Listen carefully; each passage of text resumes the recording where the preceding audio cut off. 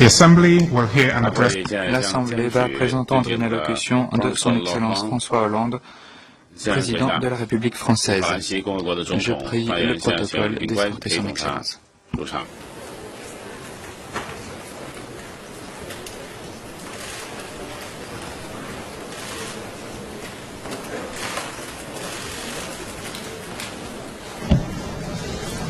On behalf of the General Assembly, I have the honor to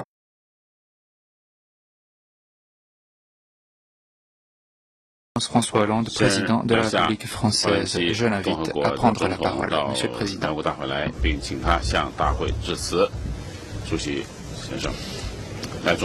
Monsieur le Président, Monsieur le Secrétaire général, chers collègues, Mesdames, Messieurs,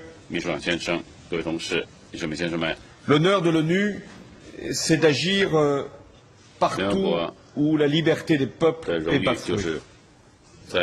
L'honneur de l'ONU, c'est d'agir là où les droits fondamentaux sont compromis. L'honneur de l'ONU, c'est d'intervenir là où l'extrémisme menace la sécurité du monde. L'honneur de l'ONU, c'est d'agir pour la paix. Et en Syrie, il y a urgence. Urgence, car 120 000 personnes sont mortes depuis 2 ans et demi. 90 000 sur la seule année qui vient de s'écouler. Un quart de la population est déplacée. Des millions de Syriens se sont réfugiés. Et le pays est détruit. Le pire s'est produit le 21 août à Damas, puisque ce jour-là, les armes chimiques ont été utilisées contre des civils, des femmes, des enfants. Les inspecteurs de l'ONU, ceux-là même que nous avons envoyés dans le cadre de notre organisation, ont établi de manière sûre et incontestable l'utilisation de ces armes.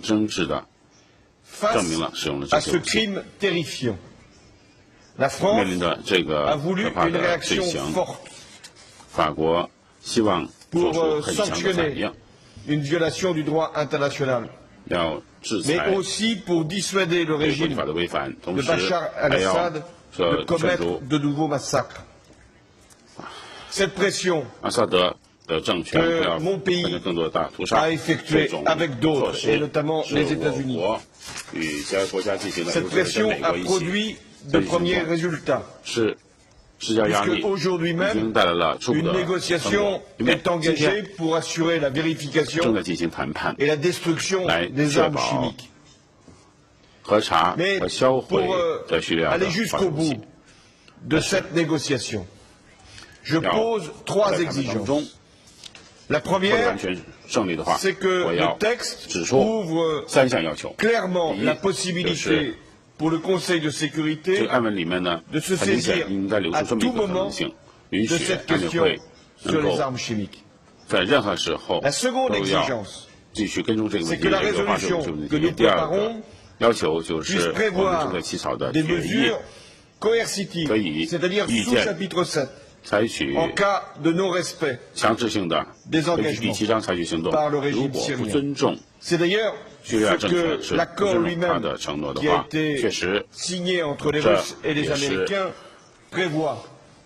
Raison de plus pour le transposer dans la résolution. La troisième exigence, c'est que ceux qui ont commis ces crimes soient tenus responsables devant la justice. Mais au-delà de cette résolution, dont l'adoption doit être proche, nous ne pouvons pas nous arrêter. Nous devons faire cesser cette guerre, qui est la plus meurtrière depuis le début de ce siècle. La solution est politique. Et trop de temps a été perdu. Et je ne reviens pas sur les blocages du Conseil de sécurité. Durant cette période, non seulement le régime a pu multiplier les violences, mais les groupes terroristes ont tiré avantage de l'inertie de la communauté internationale au détriment des forces démocratiques regroupées au sein de la coalition nationale syrienne. C'est la raison pour laquelle Genève II doit se tenir dans les meilleurs délais. Mais pour la France, Genève II, ce n'est pas une réunion pour parler, ce doit être une conférence pour décider. Quel est l'objectif? Installer un gouvernement de transition doté de tous les pouvoirs exécutifs et dont la mission pourrait être de rétablir la paix civile, de protéger toutes les communautés et d'organiser, le moment venu, des élections. Parfois, je suis interrogé sur les participants à cette conférence. La réponse est simple. Sont les bienvenus tous les pays. Je dis bien tous les pays qui acceptent cet objectif. Installer un gouvernement de transition et reconnaissent clairement leur attachement à une solution politique. L'urgence, elle est aussi humanitaire. En Syrie, les déplacés se comptent par millions. Et les réfugiés, maintenant, sont plus de 1 500 000 répartis entre la Turquie, la Jordanie et le Liban. Liban, où la prolongation de la crise menace directement l'unité et la sécurité de ce pays. Près de 20% de la population est désormais d'origine syrienne. Je remercie le secrétaire général, M. Ban Ki-moon, d'avoir organisé la première réunion du groupe international de soutien au Liban. La France est attachée à ce pays parce que nous savons combien il a souffert ces dernières années des désordres du Proche-Orient et combien il doit être appuyé aujourd'hui dans ses efforts pour accueillir les réfugiés. Il y a dans cette région du Moyen-Orient de graves préoccupations, mais il y a aussi des lueurs d'espoir. La première, c'est la reprise de la négociation entre Israéliens et Palestiniens. Elle seule permettra d'aboutir à la paix. Elle passe par la coexistence de deux États, de part et d'autre de frontières sûres et reconnues. Nous devons tout faire pour que l'occasion qui se présente maintenant pour les Israéliens, pour les Palestiniens, pour l'ensemble de la région, soit enfin saisie pour en terminer avec un conflit où nous savons parfaitement les uns et les autres qu'il a des répercussions au plan régional et international. Négocier la paix entre Israéliens et Palestiniens, ce serait un acte historique. La seconde lueur, c'est les déclarations du nouveau président iranien, car elles marquent une évolution. Je ne veux pas les exagérer, mais la question maintenant qui est posée, c'est de savoir si ces mots peuvent se traduire en actes, et notamment dans le dossier nucléaire. Depuis 10 ans, les discussions n'avancent pas, au point que la communauté internationale a été amenée à prendre des sanctions de plus en plus sévères. Cette situation est dangereuse, nous le savons tous. Alors, la France attend de l'Iran des gestes concrets qui témoigneront que ce pays renonce à son programme nucléaire militaire, même s'il a parfaitement le droit de poursuivre son programme civil. C'est pourquoi j'ai fait le choix d'un dialogue direct et franc avec le président Rouhani.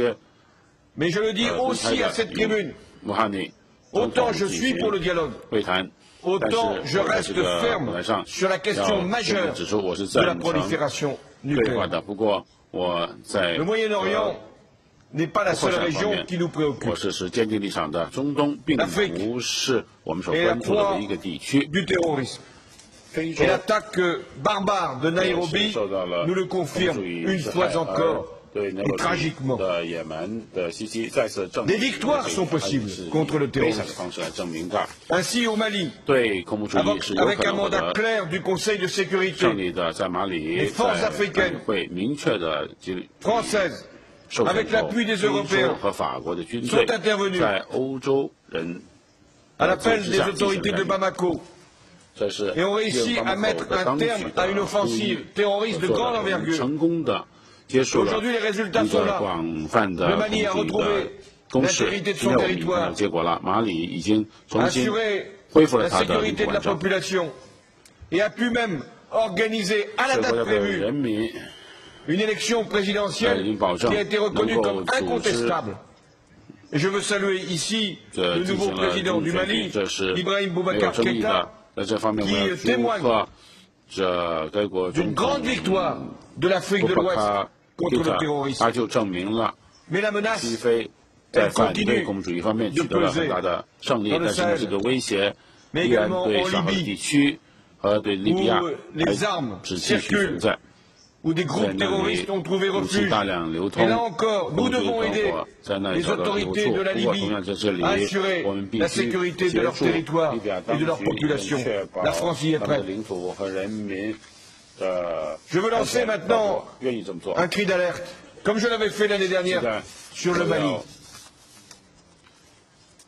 L'alerte concerne la Centrafrique, petit pays ravagé depuis trop d'années par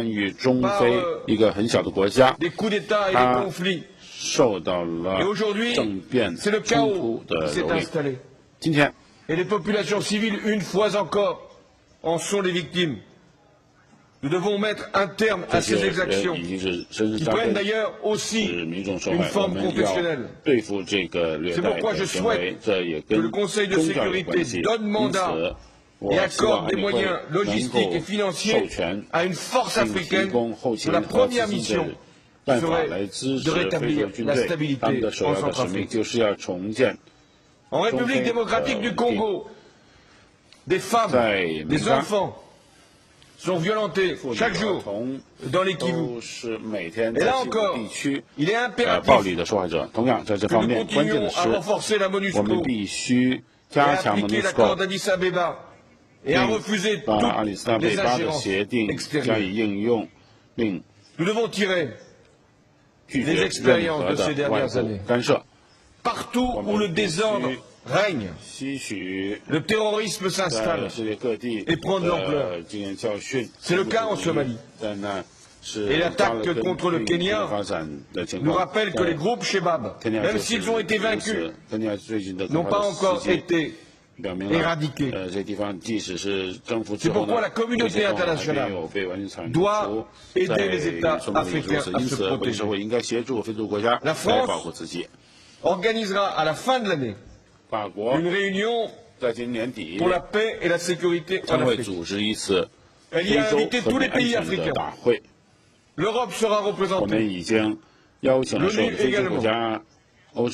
Il s'agit de permettre l'encadrement, la formation, l'équipement des armées africaines pour assurer elles-mêmes la sécurité du continent, lutter contre tous les trafics, notamment de drogue, et contre la piraterie. Les Africains doivent assurer eux-mêmes leur sécurité, mais nous ne pouvons pas les laisser seuls face aux risques terroristes.